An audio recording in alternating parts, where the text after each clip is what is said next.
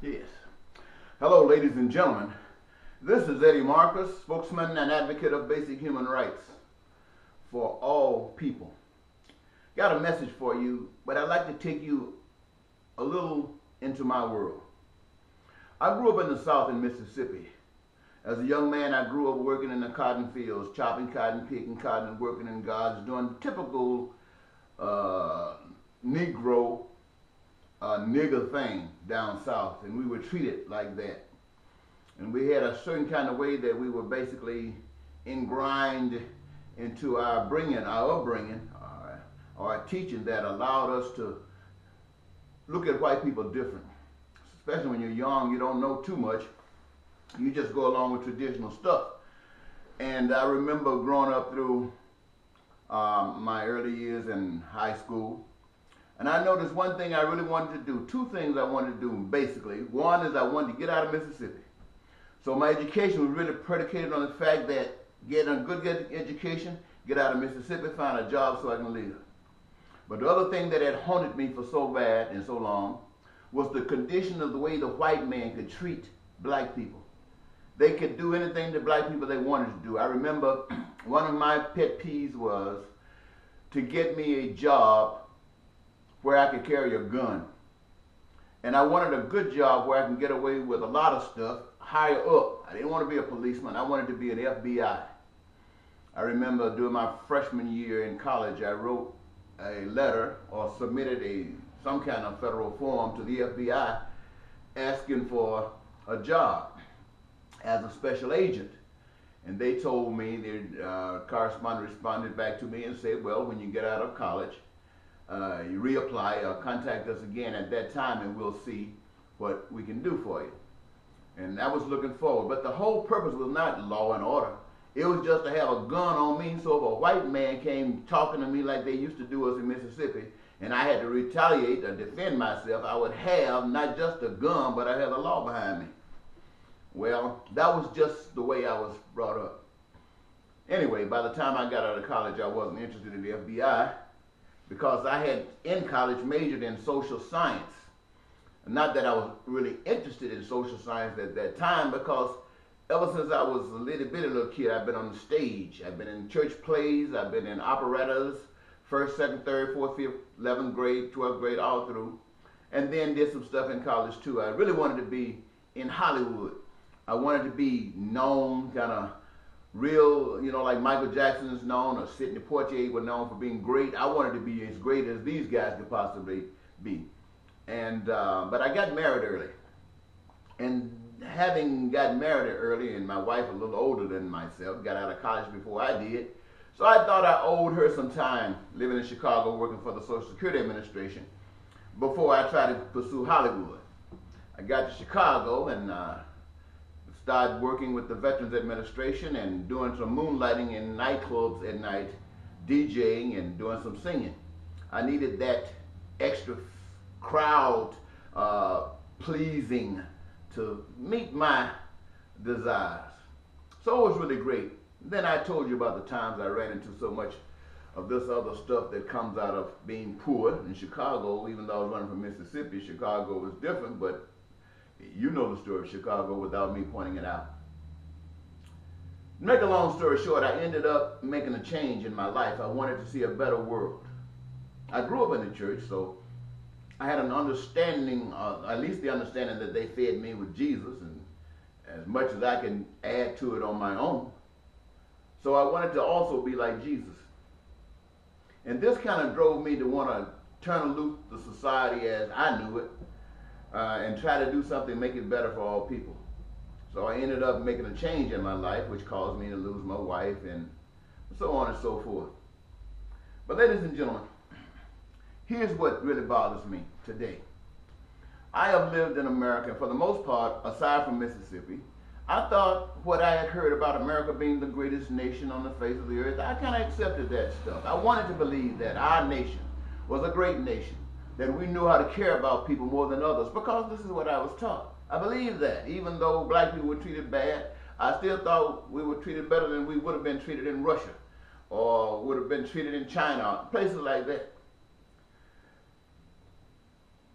So traveling around the world, trying to see how to fix this situation, what visions could I amass.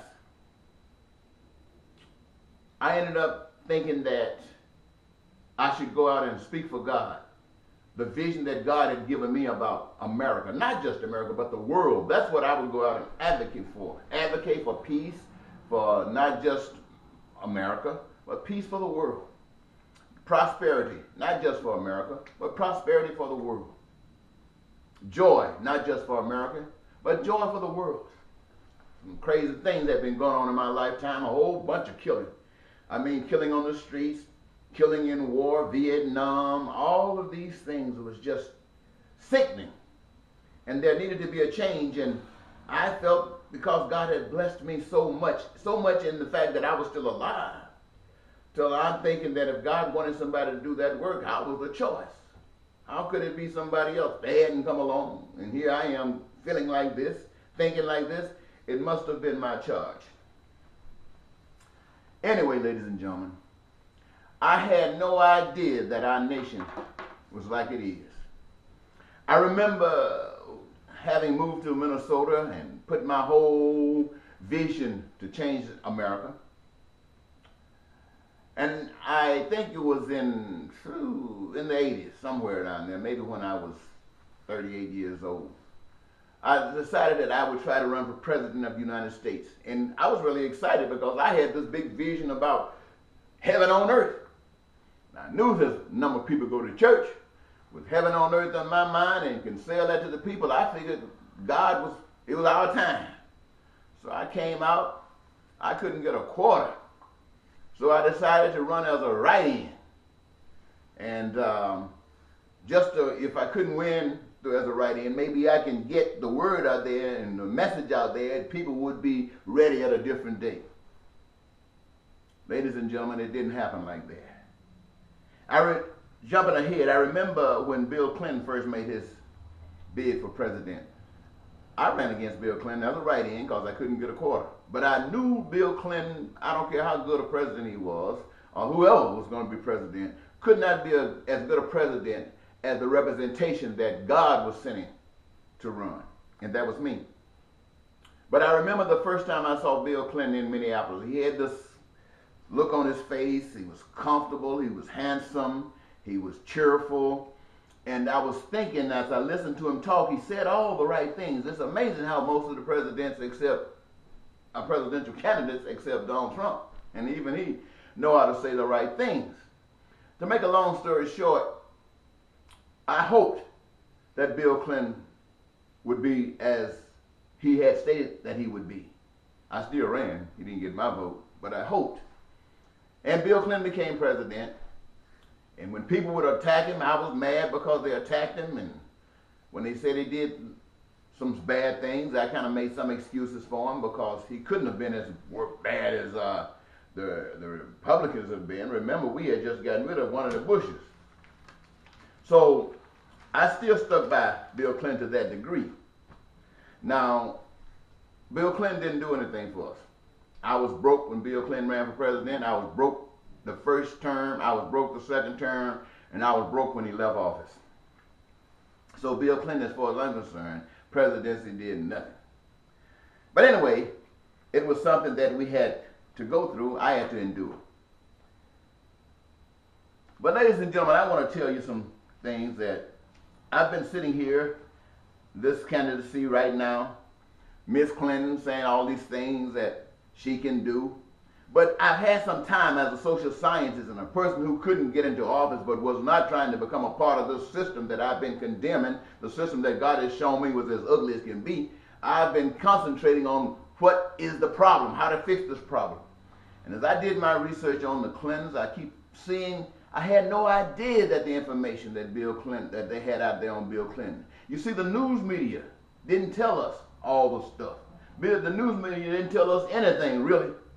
We had no idea, I didn't, of all of the people that were associated with the Clintons one way or another, that had died in airplane crashes, who had been committing suicide, who had been shot in the face with shotguns. It just seemed like everybody and all his connection with the mob and with foreign governments and with drugs and stuff like this, I thought we were a great nation. I never thought that could possibly be a part of our fabric. Especially, we got the FBI, we got the CIA. At that time, I didn't know how crooked these agencies could be. But yet, I hoped, and it did no good. And then comes along Barack Obama. I'm skipping ahead now. And black people went crazy. And it seems like all poor people, all people who have been suffering from the systems of government, looked like they had been hoping in somebody. And now he was a black man who people have held, because black men have been kept out of power, they had hoped that black people would not have been contaminated like white politicians. And they hoped that Barack Obama, when you look at the TV, when you see he was inaugurated, when he went over some foreign countries, the people were out there like they were at the Kennedy presentations. And they were just hoping Barack is going to be okay. Black people are not as evil and ugly and low down as white people. I didn't vote for him. I voted for me. And when he was talking, only thing he said was what he wanted to do. Just like Donald Trump saying what he wanted to do, or Clinton saying they want to do. But I'd been through all of that stuff before, and it never materialized. I was listening to see how you're going to do it. That would tell me whether you could or not. I never heard them say how they were going to do it. See, I knew, based upon the vision that I had been given, how that could be done. But I never heard that from anybody. And so I decided to run as a write-in again because I couldn't get a quarter. My family, I'm sure, were excited about a black man, and so I told them if they wanted to vote for the black man because they thought he would be the first black president, and they wanted to give him that support. They didn't want him to lose thinking that they didn't vote for him.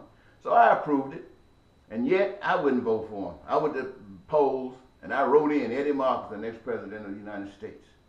Then I'm coming here, and I'm seeing these people today. I'm finding out these people today. It seems like the devil is running for office. I've never imagined that this country could be so destitute, that we could be so down and appear to be so rotten as any nation on the face of the earth. Barack come in, going to make all those promises. He's going to stop this. He's going to stop that. He's going to do this. He's going to do that, and did none of that stuff. He became George Bush's brother, a surrogate, kept doing the same thing that George Bush was doing. And so, ladies and gentlemen, today I'm not running for president of the United States, but I'm giving you a candidate that you can vote for. I got a few minutes here. Let me see if I got some notes I want to share with you within the next 5 minutes. I hope I can get through with it because my time is tight. Here it is, ladies and gentlemen. Here's a new way, a sure way to defeat the New World Order, as the Bushes have proclaimed, as the Clintons have proclaimed, as Barack Obama has proclaimed, and the new candidate, Miss Clinton, is talking about. Let me share with this, ladies and gentlemen. This is how this is done. Remember, heaven, to me, is like an orchard where all kinds of fruits are in this orchard. And when a piece of fruit goes bad, it is removed from the good, that the rest may remain safe. There's going to be a harvest one day. The good fruit will go to the orchard for storage, and other fruit from other places will come to be stored at the orchard. All that are not blemished beyond repair will be stored. Others will not be admitted. Forgiveness is made, giving the recipient a chance to do now what was failed to do then. For the requirement for entry into this orchard has not changed. Most so-called preachers, and I want to bring them in, don't have time to serve truth. They are too busy trying to amass resources according to the principles of the world, which is the only way one can receive this without having to change the world first. You know your preachers out there, they mega preachers, they got limousines, they got jets, they got mansions that they're living in. They got the same thing that the world has. And they do the same thing that the world does to get them. They lie, they cheat, they steal, they do the same thing that the bankers do. They do the same thing that everybody else do. They mislead the people to get that money, and the people are ignorant, like I was. They don't know any better. They don't even know how to look for other stuff and find what people who are concerned might find. But this is the kinds of things we have to go through. And preachers telling the word of God, I don't think so. See, the word nor spirit of truth suggested as a servant of God, you would be appreciated so much so that you will have and what? Mansions and jets and limos. You were told that the father of Christianity, if that's what you want to say, had no place to lay his head. Oh, but many of you would say, Jesus was the Son of God. All he had to do was snap his finger, and he could have access to anything in the world. Now, they say that to people who say that Jesus had nowhere to lay his head. And they say it to justify their big mansions. And those mansions and those jets and that money and that 501c3 denies them from telling the people the truth. Because in order to live in this world prosperously as I've described it, you got to do one or two things. You got to change the world. I mean, just change it. Make it a whole brand new world. Or you be gone. Because there's no place that in that orchard for a rotten apple, and there's no place here in America for a good person. Now, I'm sent in the life-saving business. Because some of you have heard that the preachers have been sent to save your soul. I was not sent to save anybody's soul. I was sent to save your life. And that you may have life and more abundant life. Others, as I said, may be concerned about your soul. I'm not saying that God isn't, but God is just as concerned about your life, he gave it to you, as he is your soul, he gave it to you. Now, some say Jesus died on the cross so that for those that accepted his message would not have to die. Now, if this is true, he failed. For humans never stop going to the grave. If it meant spiritual death, Lucifer had already affirmed that by saying, you will not surely die, and later saying, I told you, you wouldn't die. Now, if Jesus' message had a more or different significance, for as Adam and Eve continued their existence, then Jesus' resurrection affirmed the resurrection of Adam and Eve. The difference must be reflected in the new life from that point forward. For Adam and Eve, their new life entailed for humans all over the earth exactly what they are going through today. Exactly what Americans are going through today. For Jesus, the life is to be peaceful, prosperous for all that are there. It should be heavenly and joyful. Now, what I'm saying is that Adam and Eve supposedly disobeyed the rules, so when they died, they come out living in America. Jesus came in and did the same thing, but he obeyed the rules, and he died. Heaven sent Adam and Eve out. The devil sent Jesus out for doing right. Now, that means that his life was not to say that if you believe me, that I'm the Son of God, that you don't have to worry. It says if you believe that I'm the Son of God, then you do and act as I'm acting. And you will get sent out of here if the world doesn't change for better. And you can have all of those wonderful things that God has prepared for you. You see, each represents a seed. The resurrection represents the reward, heaven or hell. The world is the fruit of the seed of Adam and Eve, disobedience and selfishness. Heaven is the fruit of the seed of truth. Most so-called preachers don't have time to see truth. They are trying to be number one. Look, the word nor the spirit of truth suggested that as a servant of God, you will be so appreciated by the world that they will be glad for you, happy for you. Oh, this is a child of God and all that good stuff. No, my friends, it does not happen that way at all. And there are some more things I would like to mention to you, but my time is running short, so I'm going to have to give you that on a different message. But I want to make my closing like this. God is God. All the ugly stuff that's going on in the world, you know, look at our political scene. I don't know anybody up there that's decent. Everybody's a crook as far as I can see, because if they're not a crook, are they standing up for the poor? No, they're not standing up for the poor. What's a minimum wage job, 15 bucks an hour, while people making $1 million an hour? That's Satan working. And the people who let it get by is because they don't know any better. So what I'm saying to you this time, ladies and gentlemen, when you go to the polls, I don't want a Republican Christian over there on that seat. All the Christians come out of the Republican thing, I'm telling you, because I've given you the reason why. Same for Democrats. Those are evil institutions. God does not ride on those benches. When you over there talking you're a Christian, God is not with you. God is not with you. So come out of there. And those of you who call yourselves Christian, mean it, when you go to the polls, vote for Jesus, vote for God, write God's name in. That way, an indication is made that all of us, children of God, have come together, separated ourselves from the ways of the world. We're making a statement to the world that we're not like you anymore. We don't want to be like you. We don't want your world order, but we're going to bring in a new world order, and that new world order will be from God, and that will mean that we will treat everybody like it's us.